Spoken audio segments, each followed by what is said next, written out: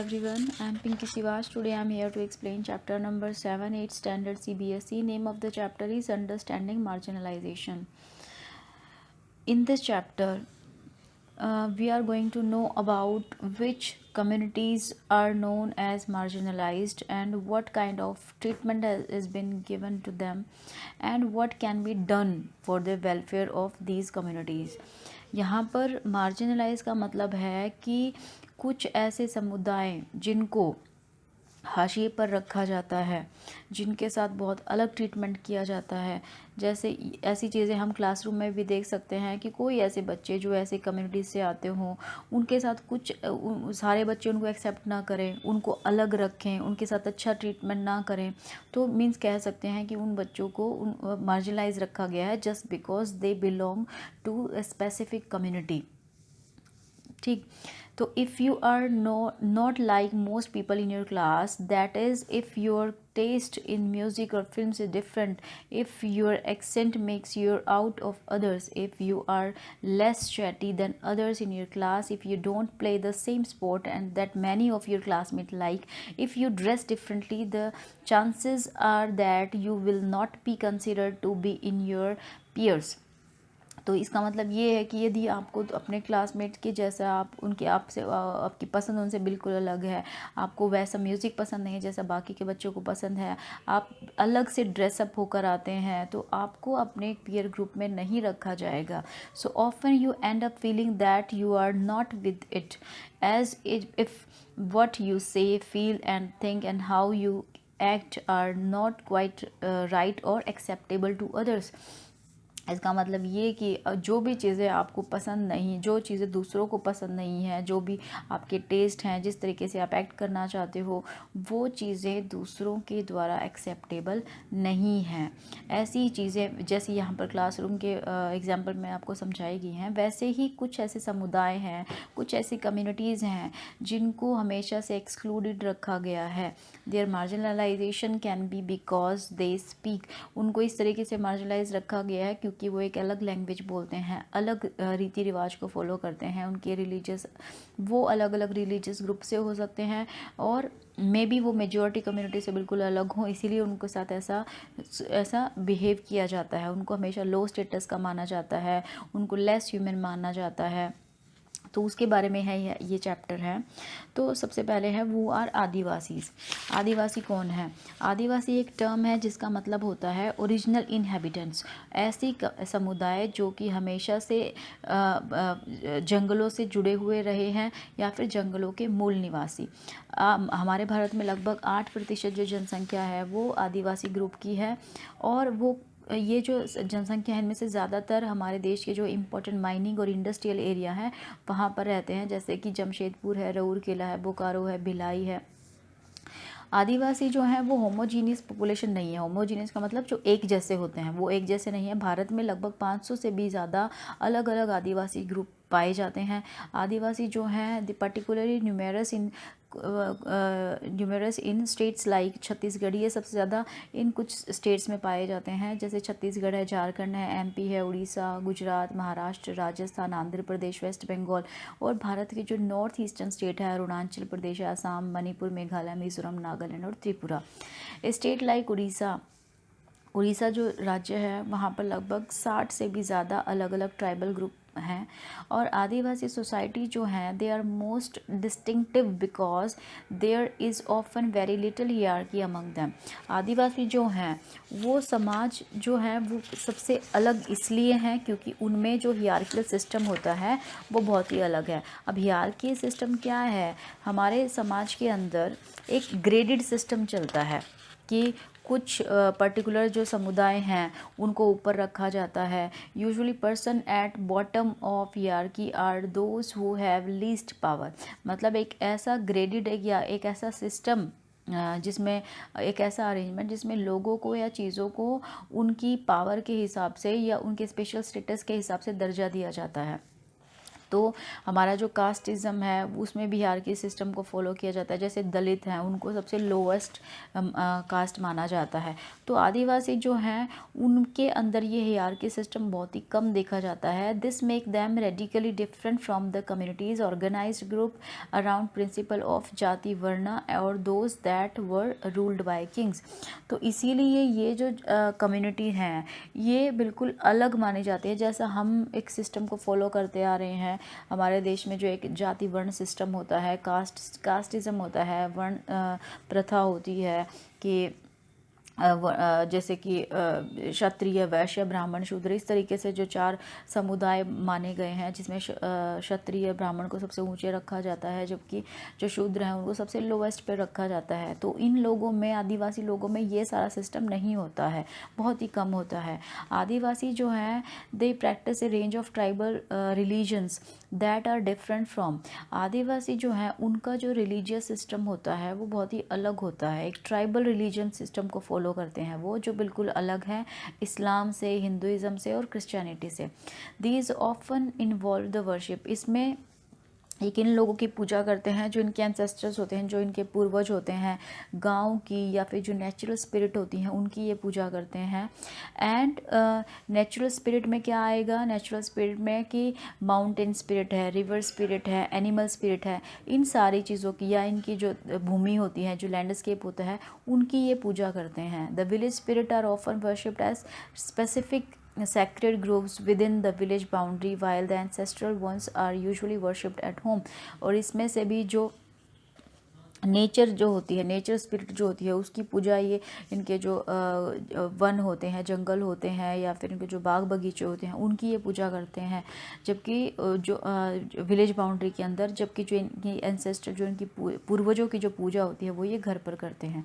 इसके साथ साथ Adivasis have always been influenced by different surrounding religions like Shakta, Buddhist, Vaishnav, Bhakti and Christianity simultaneously। Adivasi religions themselves have influenced dominant religions of empires around them। इसके साथ साथ जो आदिवासी हैं उनके ऊपर इन्फ्लुएंस रहा है उनकी सराउंडिंग, जो आसपास में जिन भी जंगल एरिया में वो रहते हैं उसके आसपास जो भी गांव या देहात जो भी एरिया होगा, वहाँ पर जिस भी धर्म की पूजा पाठ जैसे ज़्यादा होती है, जैसे शक्ता है, बुद्धिस्ट है, वैष्णव है, इन सारे धर्मों के लोग यदि आसपास ज़्यादा हैं तो इनके ऊपर भी, आदिवासी ग्रुप के ऊपर भी इन सारी चीज़ों का असर होगा। और कई बार जो आदिवासी जो हैं उनको देखा गया है कि उनके ऊपर बहुत ज़्यादा इन्फ्लुएंस रहा है, जो भी डोमिनेंट रिलीजन ग्रुप होगा वहाँ पर, या फिर जो भी एम्पायर वहाँ आसपास होगा, उनका असर इनके ऊपर देखा जाता है। एग्जाम्पल के लिए जो जगन्नाथ कल्ट है उड़ीसा में, और जो शक्ति और तांत्रिक ट्रेडिशन है बंगाल में, आसाम में, उन सब का असर इन लोगों के ऊपर बहुत ज़्यादा देखा जाता है। During the 19th century substantial numbers of Adivasis converted into Christianity, which has emerged as a very important religion in modern Adivasi history। 19th century के अराउंड बहुत ज़्यादा मात्रा में जो आदिवासी लोग थे उन्होंने अपना धर्म परिवर्तन किया, वो क्रिश्चियन बन गए, जो कि एक बहुत ही इम्पॉर्टेंट रिलीजन बन के आया था आदिवासी समुदाय की जो भी हिस्ट्री रही है उसमें। आदिवासी जो हैं उनकी अपनी लैंग्वेज होती है, और जो कि हमारी जो पुरानी जो संस्कृत है जिससे सारी लैंग्वेज निकली हैं हमारी, उससे बिल्कुल अलग मानी जाती है। Which have often deeply influenced the formation of main stream Indian language, जिसमें से हमारी जो मेन स्ट्रीम है, जितनी भी हमारी लैंग्वेजेस हैं वो बेसिकली संस्कृत से ही मानी जाती हैं। तो उससे इनकी लैंग्वेज जो है वो बिल्कुल अलग हैं, जैसे बंगाली है, संथाली है। They have largest number of speakers and has a significant body of publication including magazine and internet. और इन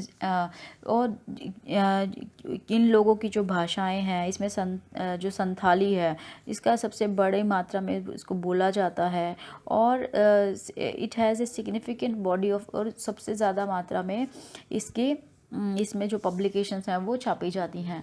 Adivasis and stereotyping. In India we usually showcase Adivasi community. Stereotyping का मतलब होता है कि किसी भी एक चीज़ को उसी नज़रिए से देखना जिसको जहाँ जो उसकी शुरुआत में किसी भी एक स्पेसिफिक चीज़ को, सपोज़ कि गर्ल्स को ऐसा माना जाए कि लड़कियां कमज़ोर होती हैं, तो ये एक स्टीरियोटाइपिक इमेज है कि वो कमज़ोर ही होती हैं, जबकि ऐसा नहीं होता है। मतलब कोई भी एक नेगेटिव इमेज किसी के प्रति बना लिया जाना। तो आदिवासी लोगों को हमेशा से स्टीरियोटाइप ही रखा गया है। भारत में इनको शो के इस तरीके से दिखाया जाता है, आदिवासी कम्युनिटीज़ को एक पर्टिकुलर वे में दिखाया जाता है, जैसे कि स्कूल के जो फंक्शंस होते हैं या फिर जो भी ऑफिशियल इवेंट्स होते हैं, बुक्स में, मूवीज़ में आदिवासी लोगों को किस तरीके से दिखाया जाता है, उसको पोर्ट्रेट किया जाता है very stereotypical in ways in which वो कलरफुल कॉस्ट्यूम पहनते हैं और एक हेड गियर अपने बालों सिर में उन्होंने लगाया होता है, डांस कर रहे होते हैं। उसके साथ साथ we seem to know very little, हमको इनके जो रियलिटीज़ है, इनकी जो लाइफ है उसके बारे में हमको बहुत ही कम पता है।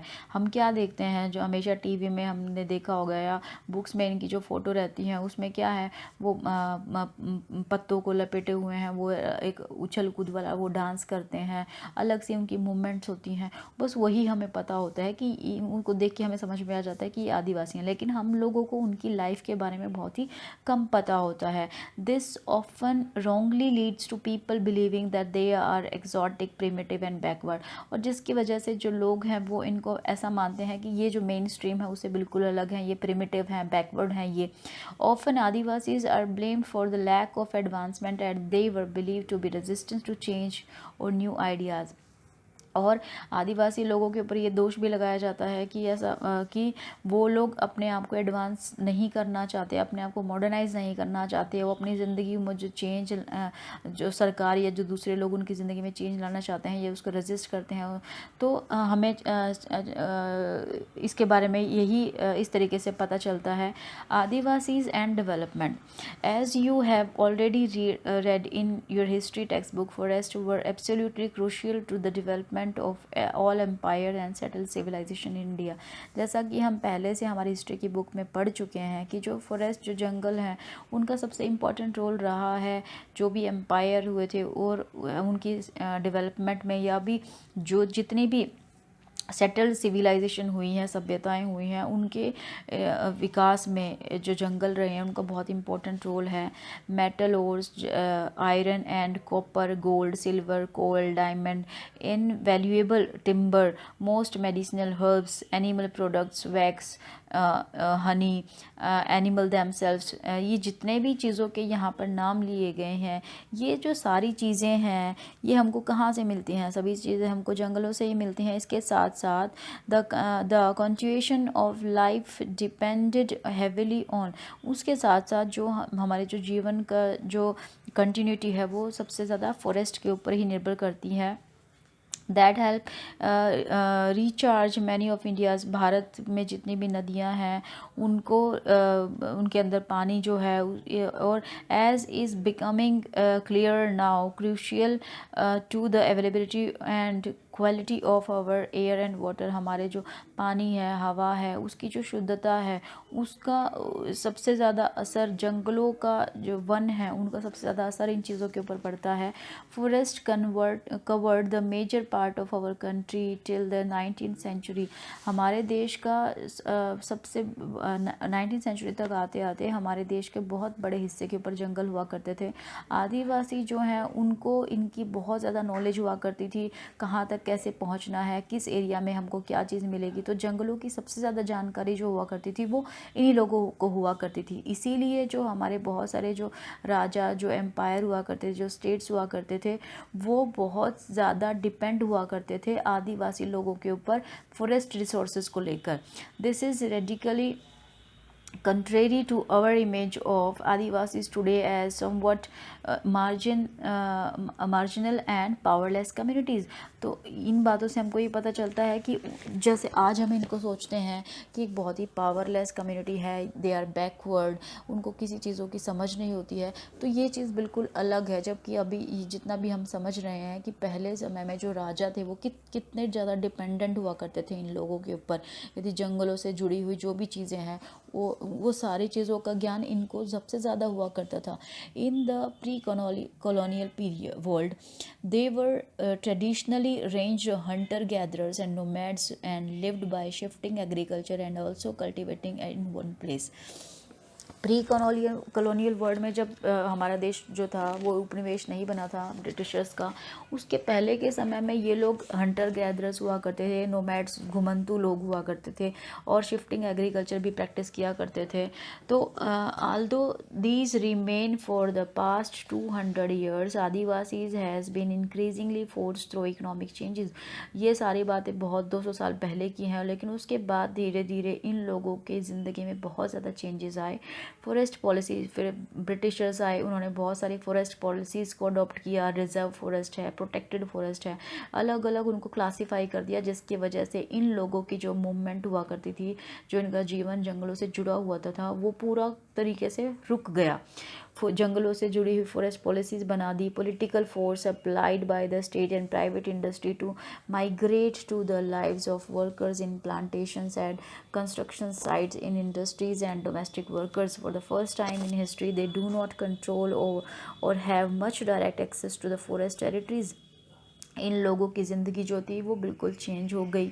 बहुत सारे जो लोग थे वो माइग्रेट हो गए, वो प्लांटेशंस में काम करने के लिए चले गए, या फिर बहुत सारे लोगों ने कंस्ट्रक्शन साइट पे काम करना शुरू किया. कुछ डोमेस्टिक वर्कर बन गए. पहली बार ऐसा हुआ था हिस्ट्री में कि इन लोगों का जो लोग ओरिजिनल इनहेबिटेंट हुआ करते थे फॉरेस्ट के, अब वो लोग जो थे वो फॉरेस्ट टेरिटरी से बहुत ज़्यादा दूर चले गए थे. उनका कोई भी डायरेक्ट एक्सेस इनसे नहीं रहा था जंगलों से. फिर है forest land have been cleared. अब इन लोगों की जो लाइफ थी वो किस तरीके से चेंज हो गई. जो फॉरेस्ट लैंड थे उनको साफ़ कर दिया गया टिम्बर, लकड़ी के लिए, जो वैल्यूएबल टिम्बर होता है उसके लिए, एंड टू गेट लैंड, या फिर एग्रीकल्चर के लिए, या फिर इंडस्ट्री बनाने के लिए जंगलों को साफ़ कर दिया गया. आदिवासी जो लोगों की जो ज़िंदगी थी वो बहुत ज़्यादा चेंज हो गई. उनको आदिवासी have also lived in areas that are rich in mineral and other natural resources. ये लोग ऐसे एरिया में भी रहा करते थे जिन एरिया में बहुत ज़्यादा मिनरल थे या फिर दूसरे नेचुरल रिसोर्सेज थे. इन एरियाज़ को माइनिंग के लिए टेक ओवर कर लिया गया. बड़े इंडस्ट्रियल प्रोजेक्ट्स के लिए इन एरिया को ले लिया गया.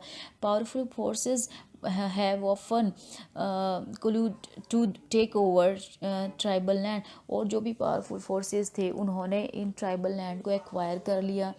Much of the time the land is taken away forcefully and producers are not followed. According to the officials figure, more than 50% of the person displaced due to mining projects and tribals. लगभग बहुत सारे जो इनके मालिक हुआ करते थे, mines वगैरह के जो मालिक हुआ करते थे, या फिर जो भी इंडस्ट्रीज़ के जो इंडस्ट्रीज लोग थे, उन्होंने लगभग 50% से भी ज़्यादा जो लोग थे उनको डिस्प्लेस का मतलब होता है लोगों को उनकी जगह से हटा देना. तो इन लोगों को इनके एरिया से हटाकर बड़े बड़े प्रोजेक्ट, माइनिंग प्रोजेक्ट है उनको शुरू कर दिया, माइंस को प्रोजेक्ट को शुरू कर दिया. Another recent survey report by organisation worked among Adivasi show that, एक दूसरा सर्वे करवाया गया है कुछ ऑर्गेनाइजेशंस के द्वारा जिन्होंने आदिवासी लोगों के साथ काम किया. वो ये बताता है कि 79% of persons displaced from the states of Andhra Pradesh. लगभग 79% जो लोग थे उन लोगों को उनके एरिया से हटा दिया गया, डिस्प्लेस कर दिया गया. जैसे आंध्र प्रदेश है, छत्तीसगढ़ है, उड़ीसा है, झारखंड है, एंड देज आर ट्राइबल्स. और इन ट्राइबल लोगों को इन सारे जगह से हटा दिया गया due to some mining projects. Huge tracts of their land have also gone under the waters of hundreds of dams that have been built in independent India. उसके साथ साथ अब हम वो कारण पढ़ रहे हैं, what were the reason for the displacement of these communities. क्या कारण थे जिसकी वजह से आदिवासी लोगों को उनकी जगह से डिस्प्लेस कर दिया गया. तो माइनिंग हो गया, इंडस्ट्रीज़ हो गया, एग्रीकल्चर हो गया. उसके साथ साथ बड़ी मात्रा में जब भारत जब आज़ाद हुआ तो बहुत सारे डैम बनाए गए. तो डैम बनाने के लिए बहुत ज़्यादा ज़मीन को एक्वायर करना पड़ता है. तो जिन ज़मीनों के ऊपर ये लोग रहा करते थे उन ज़मीनों को एक्वायर कर लिया गया डैम बनाने के लिए.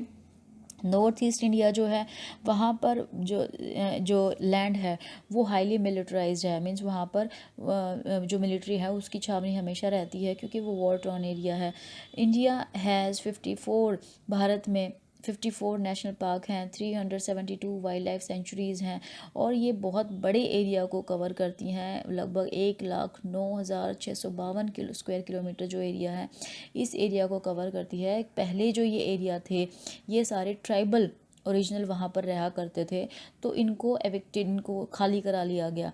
When they continue to stay in these forest they are termed encroachers, और अगर ये लोग यहाँ पर अभी भी इन एरिया में रहते हैं तो इनको क्या कहा गया? एनक्रोचर्स, मीन्स जो ज़बरदस्ती किसी जगह पर कब्जा करता है। Losing their land and access to the forest means that tribals lose their main source of livelihood and food. जब इन लोगों को इनके घरों से मीन्स जो फॉरेस्ट एरिया है वहाँ से इनको निकाल दिया गया, तो जो ट्राइबल थे उनका जो लाइवलीहुड था, जो उनका फूड था, वो जो मेन सोर्स थे इनकी ज़िंदगी के, वो सारे इनसे छीन लिए गए। Having gradually lost access to their traditional homelands, many Adivasis migrated to cities in search of work where they are employed for very low wages to in local industries और building और construction sites। और फिर इन लोगों ने क्या किया, इनमें से बहुत सारे जो लोग थे वो माइग्रेट होकर शहरों में आ गए काम की तलाश में, जहाँ पर इनको बहुत ही लो वेजेस पे काम पे वेतन भत्ते पे काम पे रखा गया। कुछ लोकल इंडस्ट्री में काम करने को चले गए एज ए वर्कर, कोई बिल्डिंग या कंस्ट्रक्शन साइट पे काम करने लग गया। दस they get caught in A cycle of poverty and तो इसी तरीके से ये ऐसे एक साइकिल में फंस गए जो एक पुअर्टी का साइकिल है। और 45% of tribal group in rural areas and 35% in urban areas live below the poverty line. 45% जो ट्राइबल ग्रुप हैं स्पेशली ग्रामीण इलाकों में, और 35% जो लोग हैं ये जो शहरी एरिया में रह रहे हैं ये बिलो पुअर्टी लाइन रहते हैं, जिसकी वजह से दिस लीड्स टू डिप्राइवेशन और इन अदर एरियाज़, मीन्स हर जगह पर हर चीज़ों से अभाव में रहते हैं, कमियों में रहते हैं, चीज़ जो इनको पूरी चीज़ें नहीं मिल पाती हैं। Many tribal children are malnourished, बहुत सारे जो ट्राइबल लोगों के बच्चे हैं वो मेल नरिश्ड हैं, उनको प्रॉपर न्यूट्रिशन लेवल नहीं मिल पाता है। लिटरेसी रेट भी बहुत ही कम है, लिटरेसी रेट तो इनका बहुत ही कम है, मतलब पढ़े लिखे बिल्कुल भी नहीं होते हैं। When Adivasis are displaced from their land, they lose much more than a source of income। जब इन लोगों को इनके घरों से, इनकी लैंड जो इनका ओरिजिनली इनहेबिटेंट्स हैं, जो इनके जंगल हैं, जब वहाँ से इनको निकाल दिया जाता है तो ये सिर्फ एक अपना सोर्स ऑफ इनकम ही नहीं खोते हैं, उसके साथ साथ इनके जो ट्रेडिशन है, इनके जो कस्टम है, जो रीति रिवाज है, इनका जो वे ऑफ लिविंग है, वो सब इनको खोना पड़ता है। कई जगह पर they took our farming land, they left some houses, they took the cremation ground, temple, well, pond, how will we survive, say Govind Maran who was displace due to a refinery project in Orissa. यहाँ पर बताया गया है कि कोई एक गोविंदा मारन नाम का एक ट्राइबल पीपल था, उसको जब उड़ीसा में कोई रिफाइनरी प्रोजेक्ट आया था उसकी वजह से इनको यहाँ से निकाल दिया गया। तो वो कह रहा है कि हम उन लोगों ने हमारे घरों को ले लिया है, खेती बाड़ी करने के लिए हमसे हमारे घर छीन लिए गए हैं, यहाँ तक कि जहाँ पर इनका जो क्रीमेशन ग्राउंड था, जहाँ पर इनके जो मरे हुए व्यक्ति होते उनको रखा जाता था, तो और इनके कुएं हैं, इनके तालाब हैं, वो सब इनसे छीन लिए गए। तो हम किस तरीके से हम सरवाइव करेंगे? As you have read there exist, तो इस तरीके से हमने देखा कि इन लोगों को जो भी ये जो पूरा ग्रुप है ये मार्जिनलाइज सोसाइटी, मार्जिनलाइज कम्युनिटीज़ हैं, इनके साथ जो भी सोसाइटी ने जिस भी तरीके से इन लोगों के साथ जो भी यहाँ पर व्यवहार किया है, तो उसको हम किस में कंसिडर करेंगे? मार्जिनलाइज कम्युनिटीज़ में।